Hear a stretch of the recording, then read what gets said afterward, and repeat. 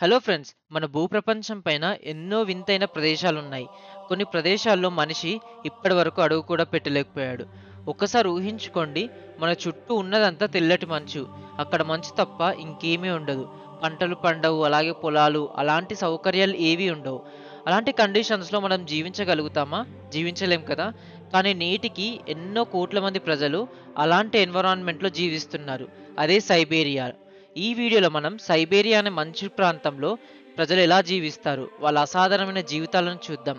అంతేకాకుండా వాళ్ళ సంస్కృతి, వాళ్ళు మనుగడ సాగించే తీరు, ఇవన్నీ క్లియర్‌గా డిస్కస్ చేద్దాం.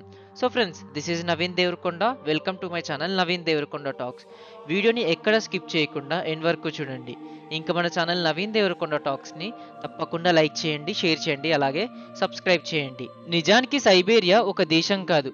ఇది రష్యాలో ఒక పెద్ద భూభాగం. ఇది దాదాపు మొత్తం ఉత్తరాసియాను ఆక్రమించి ఉంటుంది. దీని వైశాల్యం భారతదేశం కంటే చాలా పెద్దది. ఇక్కడ రకరకాల భూభాగాలు కూడా ఉన్నాయి. ఇక్కడ దక్షిణాన విశాలమైన అడవులు, అలాగే మధ్యలో దట్టమైన అడవులతో పాటు మంచుతో కప్పబడిన ఎన్నో జీవితాలు కూడా ఇక్కడ దాగున్నాయి. ఉత్తరాన మంచుతో కప్పబడిన తండ్ర ప్రాంతాలు కనిపిస్తాయి. శీతాకాలంలో అయితే పరిస్థితి ఊహించని విధంగా ఉంటుంది. కొన్ని ప్రాంతాలు ఇక్కడ ఉష్ణోగ్రత -70 డిగ్రీల సెల్సియస్ వరకు వెళ్ళిపోతుంది.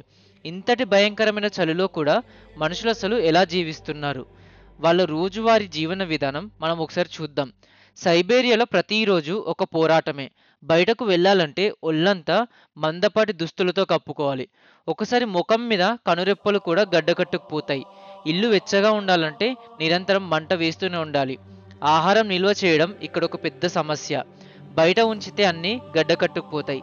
కానీ ఈ చలిలో పనులు చేసుకోవడం, ఒక చోట నుంచి మరో చోటుకు వెళ్ళడం చాలా కష్టం.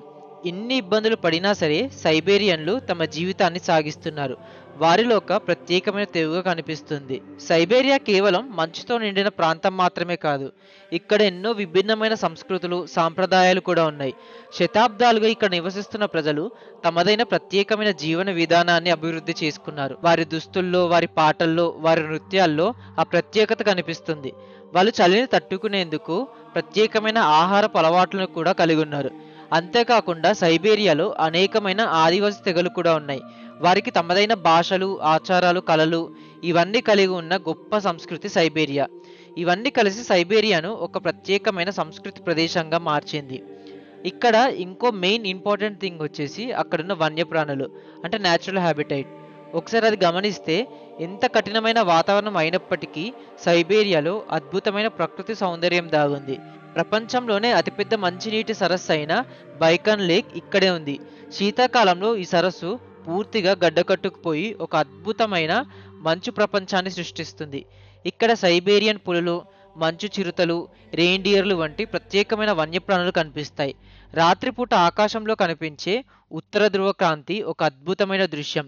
వేసవిలో అయితే సైబేరియాలో పూర్తిగా మారిపోతుంది. పచ్చని అడవులు, రంగురంగుల పువ్వులతో నిండి ఆహ్లాదకరంగా ఉంటుంది ఈ సైబేరియా ప్రాంతం. సైబేరియాలోని ప్రజలు ఈ కఠినమైన వాతావరణానికి తమను తాము అద్భుతంగా అలవాటు చేసుకున్నారు. వారు చలిని ఒక అడ్డంకిగా కాకుండా తమ జీవితంలో ఒక భాగంగా స్వీకరించారు. మంచులో చేపలు పట్టడం, స్కీయింగ్ చేయడం, మంచుతో శిల్పాలు చెక్కడం, ఇలాంటి ఎన్నో కార్యకలాపాల్లో వాళ్ళు ఆనందాన్ని వెతుక్కుంటున్నారు. ఆధునిక సాంకేతికత కూడా వారికి ఎంతో సహాయం చేస్తుంది. కానీ అన్నిటికంటే ముఖ్యంగా వారిలో ఉన్న దృఢ సంకల్పం, ఒకరికొక సహాయం చేసుకునే గుణం వారిని ఇప్పటికీ ఒక గొప్ప తెగగా నిలబెడుతుంది. సైబేరియా మంచుతో కప్పబడిన ఒక ప్రపంచం. ఇక్కడ జీవితం కఠినంగా ఉండొచ్చు, కానీ ఇక్కడి ప్రజల ధైర్యం, వారి సంస్కృతి, వారి అనుకూలత నిజంగా అద్భుతం. ఈ వీడియో మీకు నచ్చితే లైక్ చేయండి, మీ అభిప్రాయాలను కమెంట్స్లో తెలియజేయండి. ఇలాంటి మరిన్ని ఆసక్తికరమైన వీడియోల కోసం మన ఛానల్ను తప్పకుండా లైక్ చేయండి, షేర్ చేయండి, అలాగే సబ్స్క్రైబ్ చేయండి. మరో సరికొత్త వీడియోతో మళ్ళీ కలుద్దాం. ధన్యవాదాలు.